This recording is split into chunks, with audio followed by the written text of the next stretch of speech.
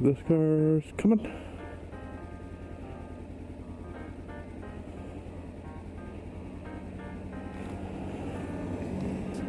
And we got one more. It's got cool lights. I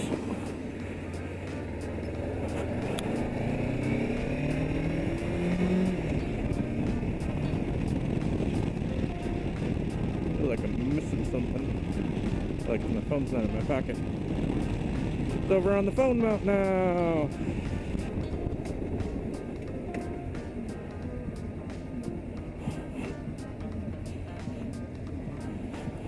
No wind coming through there. Got a little wind in the helmet. Tell them, hey, turn that wind off.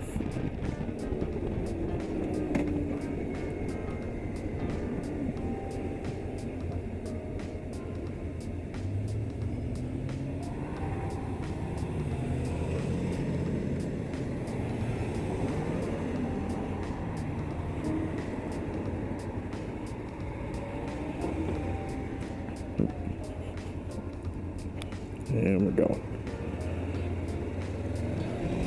Alright, how's it going, everybody? Dan here.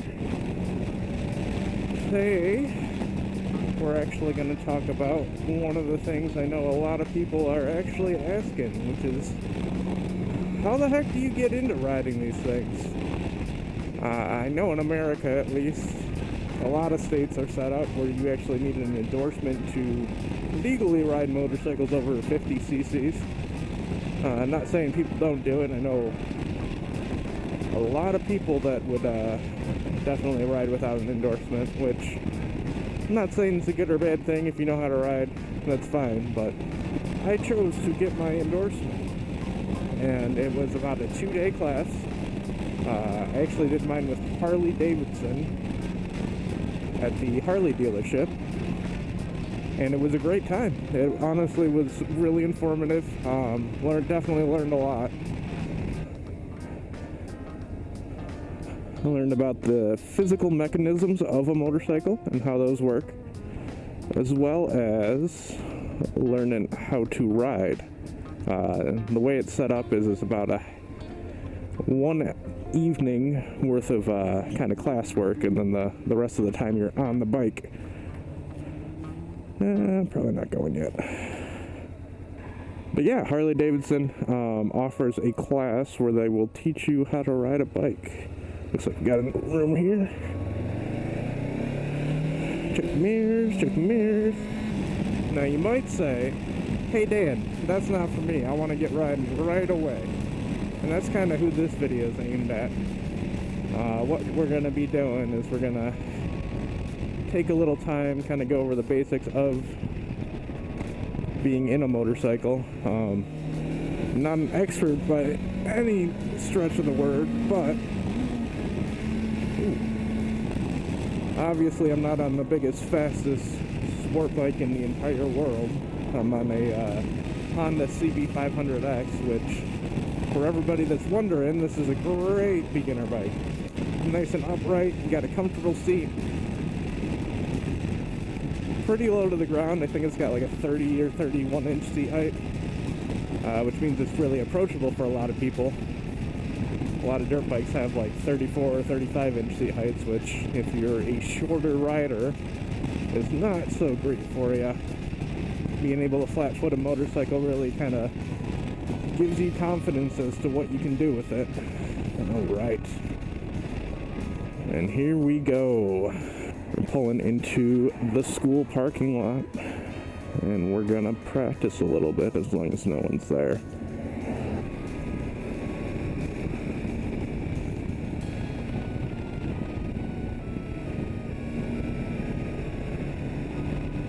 And it looks like a bunch of people are here, so I'm gonna find a little open spot in the parking lot, and we'll get going like that.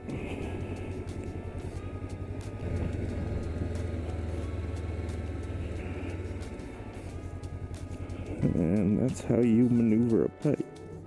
Get a quick shot of the bike. So first thing you want to do when you get your motorcycle or jump on a motorcycle is you're going to want to know how to mount it. The best way I found is to not go over the side that's not leaning towards the ground, just because you gotta reach your leg farther over. The best way I've found, and I think a lot of people agree, is going to be, firstly, hand on the handlebar. Secondly, take your right leg, up, over, back down, pick it up. Now let's say I want to get going here. First thing I'm going to remember, got my kickstand down still. Going to want to pick that up. Just a little quick sweep. And that's up. Now I already have the key in the ignition here. But you're going to want to put your key in your ignition, turn it, almost like a car. The actual starter is not on the ignition for the key. It's going to be over here on the right side. Next thing we're going to want to do, we have a kill switch here. I keep mine in the off position when I'm not running the engine. Go ahead, put it in the on position. You're going to hear either the fuel injection start to warm up, or if you have a carbureted bike, you're not going to hear much of anything. You're going to see the lights turn on, and that's a good indicator that the bike is on and ready to go. Alright, and to start a bike, what you're going to want to do is, firstly, you're going to want to clutch in. Left side's the clutch, right side's the handbrake. You're going to want to clutch in all the way.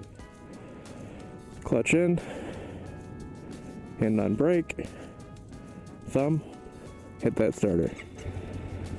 Alright, and then you can let your hand off the brake there. I'm going to keep my hand on the clutch though, because I am in gear. If I go ahead and let the clutch loose without it being in gear, the bike will stall. If I'm in neutral and I let the brake go, it won't stall. Now my shifting is actually controlled by that lever towards the bottom there near the foot peg. That's the shift lever. Go down into first, and then you're going to go up, up, up, up, up, and then it'll kind of max out around 6th gear on most bikes. So probably the most important thing to learn about the clutches is not a very on-off thing. There's not open-close. There's all this motion here that you can play with, and that's going to help you control the bike. For example, we've got all this zone here, and the best way to think about it is kind of progressively. You've got all these zones. So let's say I wanted to pull in my clutch all the way, and if this is all the way in, we'd call that 5. As we release the clutch, we got 4, 3, 2, and then 1. Well, 1's here, and then that's, I guess, all the way open. So when we put the bike in gear, what you're going to see is we kind of let out that clutch a little bit, and the bike will kind of lurch forward here. We can actually just walk with it, pull the clutch in, no power to the rear wheel, it's not going anywhere. Alright. And you just kind of keep power on and then off. And you're basically moving on a motorcycle. Now the other side here, this is the throttle. What you want to do is you want to grab it, but don't ham fist and then just yank it, because you'll launch yourself. Now the next piece is actually going to be cornering. Bikes have handlebars that are built a lot like bicycle handlebars. So when you're cornering, what you're going to want to do, especially in low speed, is you want to keep kind of playing with the clutch. If it feels like it's kind of lurching forward or about to die out, you want to give it a pull in that clutch a little bit. If it feels like you're not giving enough power to the bike, you want to let it out a little bit.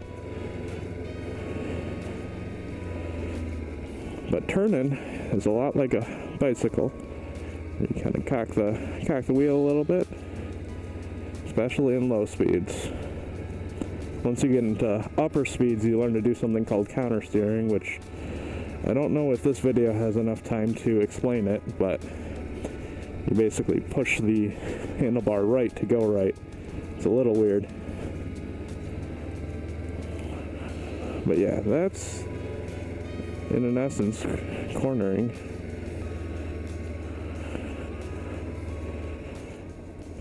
Now let's talk about stopping. So right now I actually have one of the brakes engaged. The brakes on a motorcycle are split. You have a brake for the front tire, and you have a brake for the rear tire. I know you can't see it over the backs. Brake for the front tire, that's going to be right here. This brake is very powerful. You don't want to jab it, or you're going to stop that wheel too abruptly and you will go down. Brake for the rear tire is right on that little pedal there, and that one controls your rear tire braking. That one, if you jab on, you will skid out the bike, which can be fun, but we're not doing that right now. So when we're braking, this is the second part of the equation for bikes. Let's get going here. Alright, get going about 12, 13 miles an hour. We're actually going to do another turn. And like I said, just clutch in, a little bit of gas. So as we're going here, if I wanted to stop, I'm going to pull the clutch in, brake, front, grab the front brake, and then also grab the rear brake. Now what we're going to want to do is apply what's called progressive braking pressure. What that means is that you're not just kind of going from on to off in the brake. It's a lot like the clutch, where you don't want to just let it go or pull it in too tight. I just like to brake with 2 fingers. You take your 2 fingers there and you just kind of slowly squeeze until you can get that nice and locked in there. If you grab on it too tight, you're gonna load the suspension, and then the bike's either gonna flip you over the handlebars, or you're going to stop and then drop the bike. So that's stopping, that's going. I guess we can demonstrate the stop a little bit.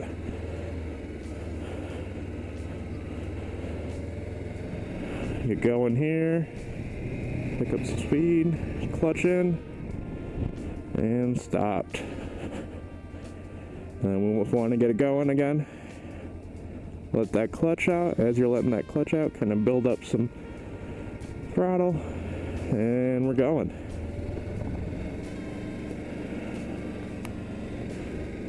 And then clutch in, slowly apply those brakes, and then we're stopped again. Let's talk about shifting now. So shifting is done with that lever right there. What we're going to want to do if we want to shift is we're going to want to get going up to speed a little bit. And I'm going to give it a little turn real quick. And then we're going to want to give it some gas because we don't want to shift too low. And then when you shift,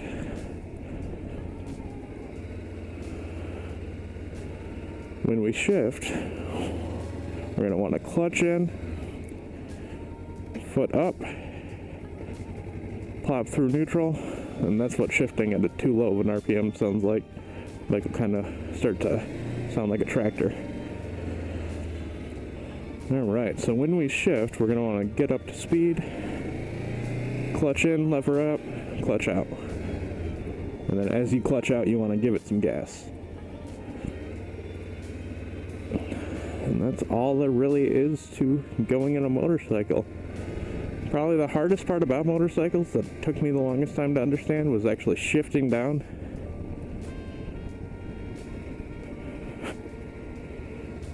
If you ever driven a manual car, you'll understand that you don't want to shift at too low of an RPM or too high of an RPM, or the bike will kind of lurch forward. We'll get going here and then we'll shift down a little bit.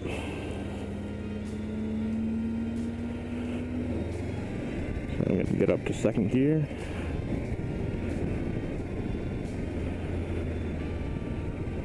These turns go a little wide in second.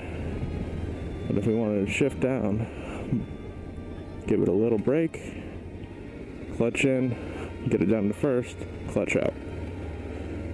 You can tell I'm a little under where my RPMs want to be.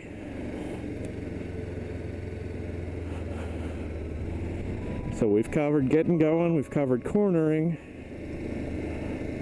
Last thing to cover is actually getting off the bike, because you're going to want to get off after you're done riding, or else you're going to go forever and run out of gas.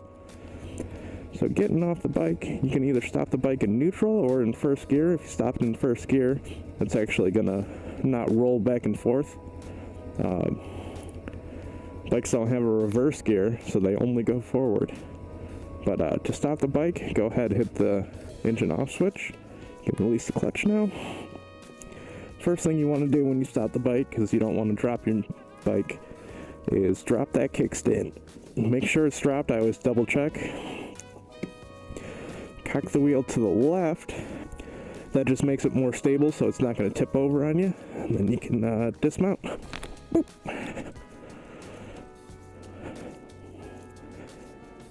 So that's the bike, and that's the basics on riding a bike. I'm not an instructor. I barely know what I'm doing, just enough to not, die on the road. But that's kind of how I learned, and I thought it would be a little interesting to make a video as someone who just got their stuff, or their license. One more thing to mention, if you do decide to take the MSF class, little trick for you is if you actually drag on the rear brake a little bit, the bike will feel much more stable at low speeds. And that's just because the way that the rear brake works is it, makes the back tire want to stand up, which means you've got more weight on there, and you can maneuver the front tire a little easier, because that's our turning tire. Alright, I think we've wasted enough of these people's time here over in the school. And that's all for today. Be sure to like the video, be sure to give me a subscribe if you liked it. Leave a comment if you have any criticisms. You say, oh, this guy really sucks at riding motorcycles, which I know I do, and I picked a little baby bike for my first one for that reason.